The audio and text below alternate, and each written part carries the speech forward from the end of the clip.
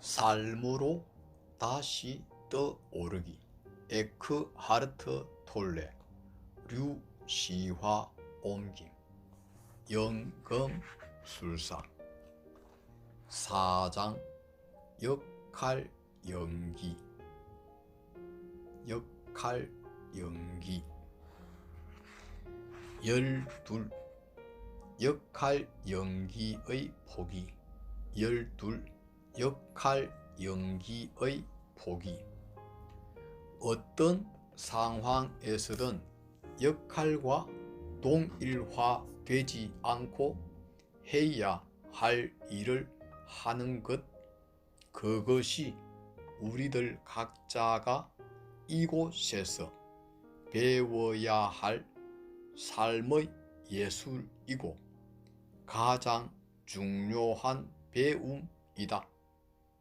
만약 어떤 행동이 자신의 역할 정체성을 유지하거나 강화하고 따르기 위한 수단이 아니라 다만 행동 자체를 위한 것이라면 그때 무엇을 행하든 간에 당신은 매우 강력해진다. 모든 역할은 허구의 자아의식이며 그것을 통해 모든 것이 개인적이 된다. 그럼으로써 마음이 만들어낸 작은 나와 그것이 연기하는 역할에 의해 오염되고 왜곡된다. 몇몇 눈에 띄는 예외들이 있긴 하지만 정치인, 텔레비전 속의 유명인들, 경제 분야의 지도자뿐 아니라 종교 지도자들 등 이 세상에서 권력을 가진 위치에 있는 사람들 대부분은 자신들의 역할과 동일화되어 있다. 그들은 귀빈으로 떠받들어질지 모르지만 아무리 중요해 보여도 결국은 진정한 목적 없이 에고의 게임을 하고 있는 무의식에 빠진 연기자들에 지나지 않는다. 셰익스피어의 말을 빌리면 잠시 주어진 시간 동안 뽐내고 어서 되지만 그 시간이 지나면 영영 사라져 버리는 가련한 배우. 아무 의미도 없는 소음과 노여움으로 가득한 바보 천치의 이야기. 맥베드의 대사이다. 놀랍게도 셰익스피어는 텔레비전이 없던 시대에 이 결론에 도달했다. 만약 세상에서 펼쳐지고 있는 에고의 드라마에 무엇인가 목적이 있다면 그것은 간접적인 것이다. 에고의 드라마는 이 행성에 더욱 많은 고통을 야기하고 있지만 그 고통 대부분은 에고에 의해 만들어진 것임에도 불구하고 결국 에고를 부순다. 고통은 에고가 스스로를 불태우는 불길이다. 역할을 연기하는 유명인들의 세계에도 마음이 만든 이미지를 투영하지 않는 소수의 사람들이 있다. 그들은 존재의 더 깊은 중심부로부터 자신의 기능을 다하고 자신을 실제 이상으로 드러내 보이지 않으며 단순히 자신으로 존재한다. 이러한 사람들은 텔레비전과 언론 매체와 경제계에도 존재한다. 그들은 특별한 이들이고 이러한 사람들만이 진정으로 이 세상의 차이를 만들 수 있다. 그들은 새로운 의식을 가져오는 이들이다. 그들이 무엇을 하든 전체의 목적과 일치하기 때문에 힘이 있다. 그들의 영향력은 그 행동과 기능을 훨씬 초월한 곳까지 미친다. 단순하고 자연스럽고 꾸밈 없는 그들의 존재 자체만으로도 그들은 만나는 사람들을 변화시킨다. 역할을 연기하지 않을 때는 당신이 하는 일에 자아, 즉 에고가 없음을 의미한다. 자기 자신을 지키거나 강화하려는 제2의 안건이 없다. 그 결과 당신의 행동은 훨씬 강력한 힘을 갖는다. 당신은 상황에 온전히 집중한다. 그 상황과 하나가 된다. 당신은 특별히 어떤 사람이 되려고 시도하지 않는다. 완전하게 자기 자신일 때 당신은 가장 강력하고 가장 효과적이다. 그러나 자기 자신으로 존재하려는 시도는 하지 않는 편이 좋다. 그것 역시 하나의 역할이기 때문이다. 꾸미지 않은 자연스러운 나라는 역할이다. 이러저러하게 되려는 노력을 하자마자 당신은 하나의 역할을 연기한다. 다만 자신으로 존재하라는 좋은 조언이지만 잘못 인도할 수도 있다. 마음이 개입해 이렇게 말할 것이다. 어디 보자. 어떻게 하면 나 자신이 될 수 있지? 그때 마음은 어떤 종류의 전략을 개발할 것이다. 바로 나 자신이 되는 방법이다. 이것도 역할이다. 어떻게 하면 나 자신이 될 수 있지는 사실 잘못된 질문이다. 그것은 자기 자신으로 되기 위해 무엇을 해야만 하는 것을 내포하고 있다. 당신은 이미 자기 자신이기 때문에 여기서는 어떻게 하면 이라는 말이 적용되지 않는다. 이미 존재하는 자신에게 불필요한 짐을 보태는 것을 중단하기만 하면 된다. 하지만 나는 내가 누구인지 알지 못한다. 나 자신이 된다는 것이 무엇을 의미하는지 모른다. 만약 자신이 누구인지 알지 못하는 것에 완전히 편안할 수 있다면 그때 남아있는 것이 당신이다. 인간의 뒤에 있는 존재, 이미 규정된 무엇이 아니라 순수한 가능성의 장이다. 당신 스스로에게나 다른 사람들에게나 자신을 규정하는 것을 중단하라. 그래도 죽지 않을 것이다.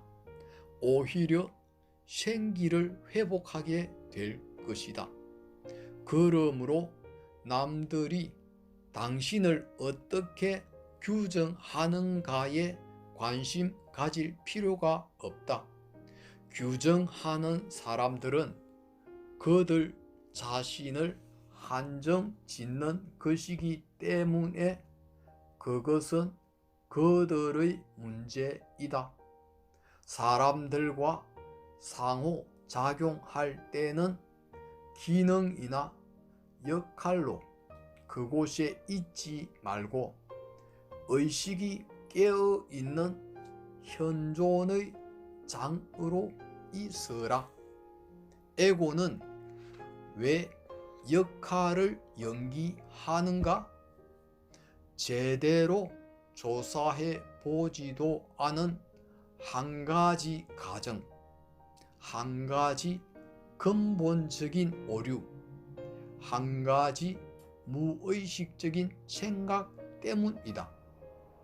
그 생각은 나는 충분하지 않다라는 것이다. 이 생각으로부터 다른 무의식적인 생각들이 뒤따른다. 나는 충분한 자신이 되는데 필요한 것을 얻기 위해 역할을 연기할 필요가 있어? 더 많이 존재하기 위해 더 많이 얻을 필요가 있어? 그러나 당신은 당신인 것보다 더 많이 당신이 될 수 없다. 왜냐하면 육체적, 심리적 형상 밑바탕에서 당신은 생명 그 자체, 존재 그 자체와 하나이기 때문이다. 형상 속에서는 당신은 언제나 어떤 사람보다 열등하고 어떤 사람보다 우월할 것이며 앞으로도 그럴 것이다. 본질 속에서는 당신은 누구보다 열등하지도 않고 우월하지도 않다. 진정한 자존과 진정한 겸손은 이 깨달음으로부터 생겨난다. 에고의 눈으로 보면 자존과 겸손은 대립적이다. 진리 속에서는 그 둘은 하나이며 같은 것이다. 13. 병적인 에고. 13. 병적인 에고. 단어의 넓은 의미에서 보면 어떤 형태를 취하든 에고는 그 자체가 병적이다. 병적이라는 단어의 히랍어 어원을 살펴보면 이 단어가 에고에 얼마나 잘 적용되는지 발견하게 된다. 이 단어는 보통 병에 걸린 상태를 설명하는 데 사용되지만 본래는 고통을 의미하는 파토스에서 유래되었다. 물론 이것은 이미 2600년 전 붓다가 인간 조건의 특징으로 발견한 정확히 그 고통이다. 그러나 에고에 사로잡힌 사람은 고통을 고통으로 알아보지 못하고 어떤 주어진 상황에서 유일하게 합당한 반응으로 여길 것이다.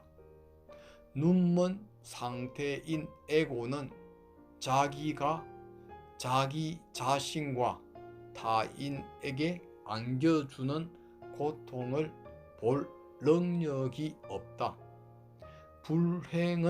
불행은 에고가 만들어낸 심리적, 감정적인 병이며 오늘날 전염병 수준에까지 도달해 있다. 이 행성의 환경 오염과 동일한 내적 오염이다. 분노, 불안, 미움, 원망, 불만족, 시기, 질투 등의 부정적인 마음 상태가 부정적으로 인식되지 않고 완전히 정당화되고 있다. 나아가 자신이 만들어낸 것이 아니라 다른 누군가나 다른 외부 요인에 그 원인이 있다고 오인된다. 나의 고통은 너에게 책임이 있어. 이것이 에고가 언제나 암시하는 것이다. 에고는 상황 그 자체와 그 상황에 대한 자신의 해석이나 반응을 구별하지 못한다. 정말 지독한 날씨야 라고 말하는 당신은 추위, 비, 바람, 그 밖에 당신이 반응하는 상황이 지독한 것이 아님을 깨닫지 못한다. 날씨는 그냥 날씨일 뿐이다. 지독하다는 것은 당신의 반응이고 날씨에 대한 당신 내면의 저항이며 그 저항이 만든 감정이 지독할 뿐이다. 셰익스피어의 말을 빌리면 세상에는 좋은 것도 없고 나쁜 것도 없다. 다만 생각이 그렇게 만들 뿐. 햄릿의 대사이다. 게다가 고통과 부정적인 상태가 어느 정도까지는 에고의 강화에 도움이 되기 때문에 에고는 종종 그것을 쾌감으로 오인하기까지 한다. 이를테면 분노와 분함은 다른 사람들과의 분리의식을 커지게 하고 그들의 다름을 강조해 정의로움이라는 일견, 난공불락의 요새 같은 정신적 입장을 만들어내기 때문에 에고가 대단히 강화된다. 만약 그러한 부정적인 상태에 사로잡혔을 때 자신의 몸속에 일어나는 생리적인 변화들을 관찰할 수 있다면, 즉 그것이 심장과 소화기, 면역체계 그 밖의 헤아릴 수 없이 많은 신체 기능에 어떤 악영향을 미치는지 관찰할 수 있다면 그 상태가 실로 병적이며 고통의 형태이지 쾌락이 아님이 아주 분명해질 것이다. 당신이 부정적인 마음 상태가 될 때마다 당신 안에는 그 상태를 원하는 무엇인가가 있다. 그렇지 않으면 왜 부정적인 생각에 매달려 자신과 타인을 불행하게 하고 몸에 병을 만들겠는가? 따라서 자기 안에 부정적인 마음 상태가 일어났을 때 그 부정적인 상태에 쾌감을 느끼거나 그것이 설모 있는 목적을 갖고 있다고 믿는 무엇인가가 당신 안에 있음을 알아차린다면 당신은 곧바로 에고를 알아차리게 된다. 그 일이 일어나는 순간 당신의 정체성은 에고에서 알아차림으로 전환된다. 에고가 줄어들고 알아차림이 커지는 것이다. 만약 부정적인 마음 상태의 한가운데서 이 순간 나는 스스로 고통을 만들고 있다라는 것을 깨달을 수 있다면 그것만으로도 조건 지어진 에고의 상태와 반응의 한계 너머로 올라갈 수 있다. 그것은 알아차림으로서 찾아오는 무한한 가능성을 당신에게 열어줄 것이다. 그때 어떤 상황도 다룰 수 있는 훨씬 더 지성적인 방식들이 열린다. 자신의 불행이 지성적이지 않음을 깨닫는 순간 당신은 그 자리에서 그 불행을 내려놓고 자유로워질 것이다. 부정적인 마음 상태는 지성적이지 않다. 그것은 언제나 에고이다. 에고는 영리할지 모르지만 지성적이지는 않다. 영리함은 그 자신만의 작은 목적을 추구한다. 지성은 모든 것들이 연결된 더 큰 전체를 본다.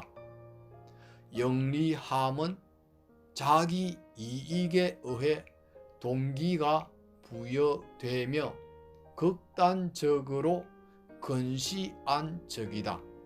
정치인과 경제인 대부분은 영리하다. 지성적인 사람은 매우 드물다. 영리함을 통해 얻은 것은 무엇이든 수명이 짧으며 결국에는 자기 파멸로 이어진다. 영리함은 나누지만 지성은 포함시킨다. 영리함은 나누지만 지성은 포함시킨다. 14. 배경에 있는 불행. 14.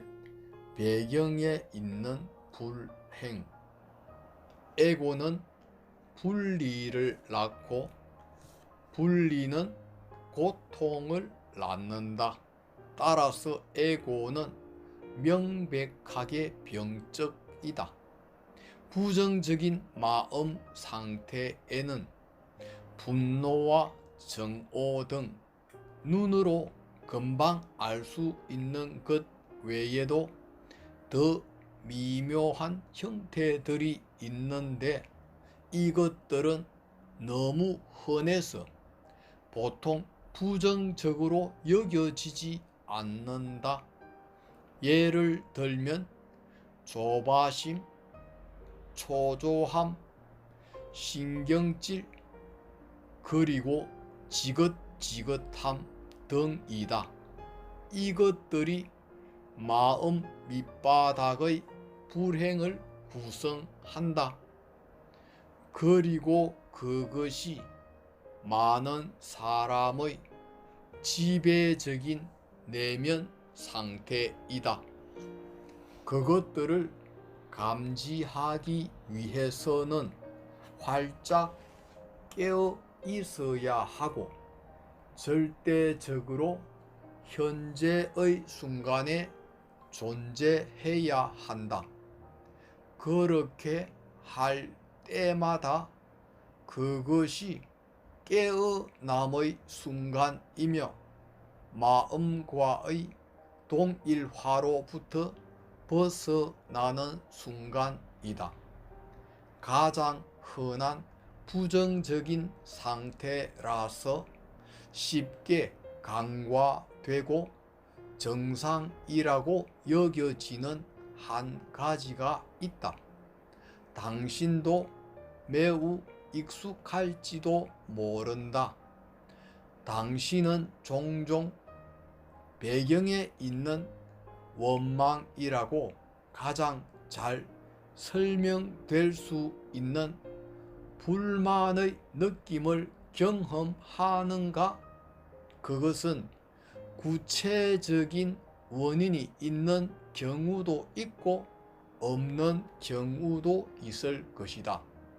많은 사람들이 삶의 대부분을 그런 상태로 보낸다. 그 상태와 너무도 동일화되어 있어서 뒤로 물러서서 그것을 볼 수 없다. 그 느낌 밑바닥에 있는 것은 무의식적으로 붙들고 있는 믿음들, 즉 생각들이다. 당신은 잠잘 때 꿈을 꾸는 것과 같은 방식으로 이 생각들을 생각한다. 다시 말해, 꿈꾸는 사람이 자신이 꿈을 꾸고 있다는 것을 모르듯이 당신은 자신이 그 생각들을 생각하고 있다는 것을 모른다. 불만이나 배경에 있는 원망에게 먹이를 주는 가장 공통된 무의식적인 생각들 몇 가지가 있다. 나는 그 생각들의 구조만 남도록 내용물은 모두 벗겨내었다. 그렇게 해야 그것들을 더 분명하게 볼 수 있기 때문이다. 당신 삶의 배경에 불행이 있을 때마다 혹은 심지어 삶의 전면에 불행이 있을 때에도 당신의 개인적인 상황에 따라 다음의 생각들 중 어떤 것이 자신에게 적용되는 내용물인지 알 수 있을 것이다.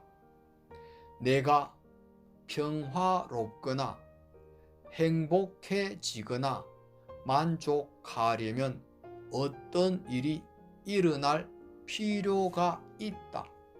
아직 그 일이 일어나지 않는 것이 원망스럽다. 어쩌면 내가 계속 원망하면 마침내 그 일이 일어날지도 모른다.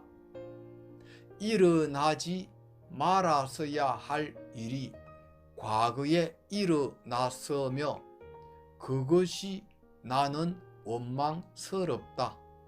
만약 그 일이 일어나지 않았다면 나는 지금 평화로울 것이다. 일어나지 않아야 할 어떤 일이 지금 일어나고 있다. 그것 때문에 지금 나의 평화가 방해받고 있다. 이런 무의식적인 믿음은 종종 누군가에게로 향하며 일어나야 하는 일이 해야 하는 일이 된다. 당신은 이렇게 또는 저렇게 해야만 한다. 그래야 내가 평화롭다. 당신이 그것을 하지 않기 때문에 나는 원망스럽다. 내가 계속 원망하면 당신이 그것을 하도록 만들지도 모른다. 과거의 당신이 혹은 내가 한 것, 말한 것 또는 하지 않은 것 때문에 지금 나의 평화가 방해받고 있다. 당신이 지금 하고 있거나 하지 않는 어떤 것 때문에 지금 나의 평화가 방해받고 있다.